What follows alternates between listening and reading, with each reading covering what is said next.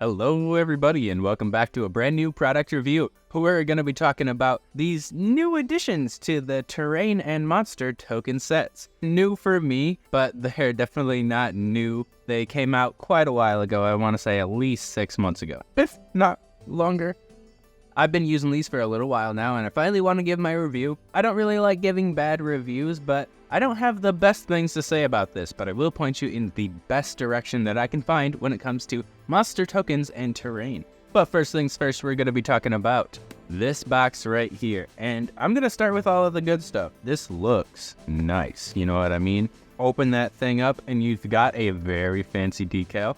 I wish this was anywhere else that I could see it. And you also got your fancy box holder thing here to keep everything in. That's nice. What do we got in the box here? We've got this dungeon set right here.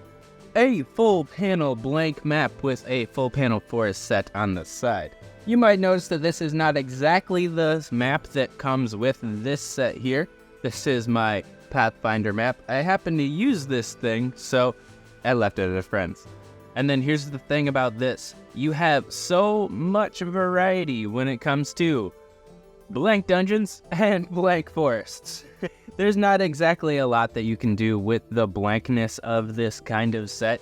It should have been marketed as a blank battle area. And if you were going to have a blank battle area, I think roll-up maps do that a little bit better, and they're a little bit bigger too. And now I want to come to what's probably the coolest thing out of this entire set here, and that's this booklet. We have in here a bunch of different things you might find to add to a map. So it almost makes sense that some of this stuff is blank. Some of the assets are reused from the previous sets that you might have seen. The trusty boys we'll talk about at the end. But really, you got some carts, you got some tents, a little bit of forest stuff, a little bit of dungeon stuff. And you can use these on any map. So I would actually just buy this booklet if they sold it alone. It is pretty hard to beat 3D terrain and obstacles that you can put on your map. But this is a very close second and detailed too. Next up, we're going to be talking about monster tokens.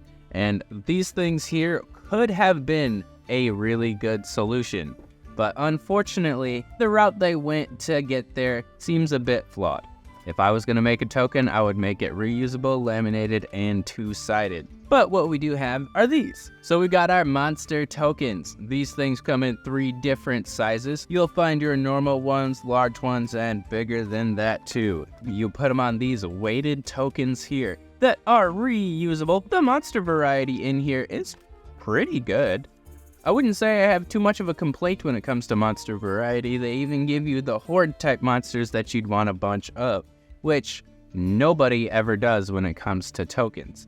I would say the problem with the tokens that they provided you though, were they were a bit too generalized. If this was set to a theme, this would have everything that you need.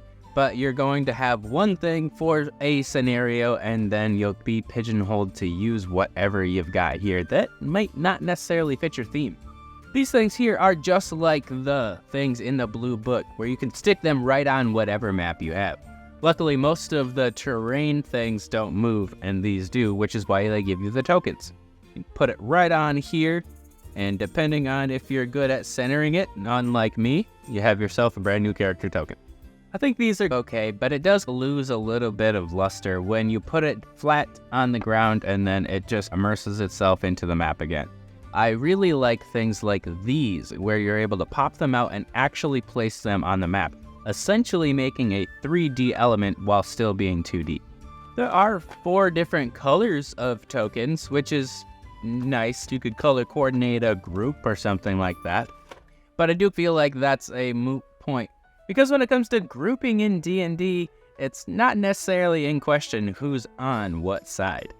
But at the very least, we got a cool graphic, and now it's gone.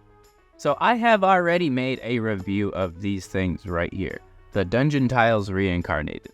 They happen to have everything included in the map set over here, but so much more.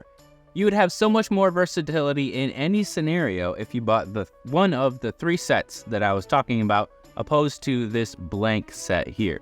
And if you did have a way to find the terrain that goes straight onto your map, even better. But for me, guys, I wouldn't buy this again. I'm sorry if you wasted a little bit of money on it like me. I happened to get it on an Amazon sale while these things were about 30 bucks each. What I can say is don't buy this at the full price. That's a ripoff. If you guys do know me, we have yet another booster box to open.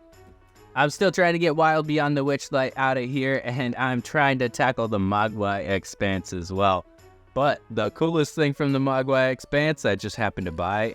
This thing is so cool, everybody, and if you appreciate minis, I hope you do appreciate that too. But let's open up a box. Alright, let's start with Wild Beyond the Witchlight. Something that I would really love is the giant toad. I have a giant toad following me around like a mount in my current campaign. If I got that, that would be the best thing I could find. This is actually a really cool one, and we got 5 in this one. We've got ourselves a mouse lion tamer. I bet that one's going to be really hard to focus on. In fact, this whole group's going to be hard to focus on because they're so small. We have a herring gone. Talking about a sprite. We just got ourselves a pixie or a fairy last time too, so this goes well with it. This one's called Amador. I'm not 100% sure if I've ever heard that one before, but it's a little flower with a sword and a bee in the middle of the flower. That's cool. And who doesn't want a classic troll in the collection? That's amazing, y'all. Definitely had to get one, especially since I already had the mutated troll behind me. Now let's do the Mogwai Expanse. What can we get from box number 2? And in the Mogwai Expanse, we have another Vernet Revolutionary. We literally have a whole troop of these bad boys now. I also have 2 of these Sanghorn Priests. I do like the look of this, so I do not mind. Maybe I could start a whole clergy of them if I get some more. This is the first in my collection, a Bug Person. I totally need to get a few more of these. And from the Mogwai Expanse, probably the most practical thing that'll see use at my table, a Lioness. If we did happen to polymorph into something, shape change, anything like that, wild shape, you know exactly what I'm grabbing for. But if you did like that video today, make sure you like, comment, or subscribe, and we'll see you all later.